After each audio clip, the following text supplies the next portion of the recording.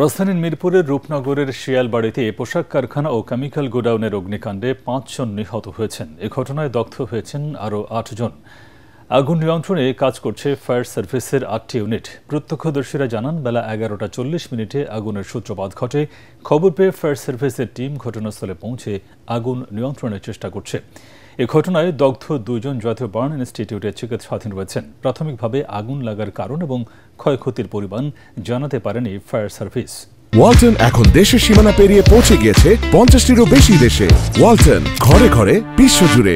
March two সচিবালয় কর্মসূচিতে অংশ নিতে সারা দেশের শিক্ষকদের ঢল নেমেছে কেন্দ্রীয় শহীদ মিনারে। এদিকে ২০% বাড়ি ভাড়া বৃদ্ধি সহ ৩ দফা দাবিতে বেসরকারি এমপিওভুক্ত শিক্ষকদের সচিবালয় অভিমুখে মার্চ টু সচিবালয় কর্মসূচি বিকেল ৪টা পর্যন্ত স্থগিত করা হয়েছে। জাতীয়করণ প্রত্যাশী জোটের সংগঠকরা বলেন, দাবি নিয়ে কাজ করছে শিক্ষা ও অর্থ মন্ত্রণালয়। বিকেলের মধ্যে দাবি আদায় না হলে কঠোর কর্মসূচির হুঁশিয়ারি দেন আন্দোলনরত শিক্ষকরা। এ সময় তারা বলেন, আজকের মধ্যে দাবি না মানলে শিক্ষার্থী এবং আপামর জনতা শিক্ষকদের পক্ষে মাঠে নামবে। দাবি আদায় না হলে দেশের সকল এমপিওভুক্ত শিক্ষা প্রতিষ্ঠান বন্ধ করে দেওয়ার হুঁশিয়ারিও দেন তারা। এ সময় বিকেল ৪টার পর মার্চ টু সচিবালয় কর্মসূচির ঘোষণা দেওয়া হয়।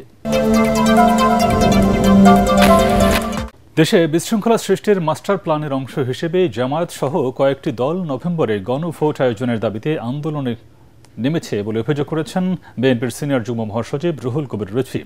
জাতীয় প্রেসক্লাবে ওলামা দলের আলোচনার সভায় তিনি বলেন, জনসমর্থন নেই বুঝতে পেরে কয়েকটি রাজনৈতিক দল জাতীয় নির্বাচনের বিরোধিতা করছে।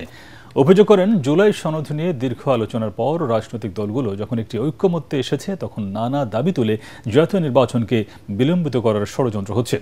ধর্মীয় অনুভূতিকে কাজে লাগিয়ে জামায়াত দাঁড়িপাল্লায় ভোট চাইছে বলেও দাবি করেন রিজভী। ইসলাম মুনাফিককে একেবারেই টলারেট করে না। ৭১ সালে যে ঘটনাটাই যারা ঘটিয়েছে তারাও মুসলমান ছিল, কিন্তু একজন মুসলমান আরেকজন মুসলমানের উপর কি অত্যাচার করতে পারে? একজন মুসলমান আরেকজন মুসলমান মেয়েকে কি তার শ্লীলতাহানি করতে পারে? আর এটাকে যারা সাপোর্ট করে তারা কি ভালো মানুষ?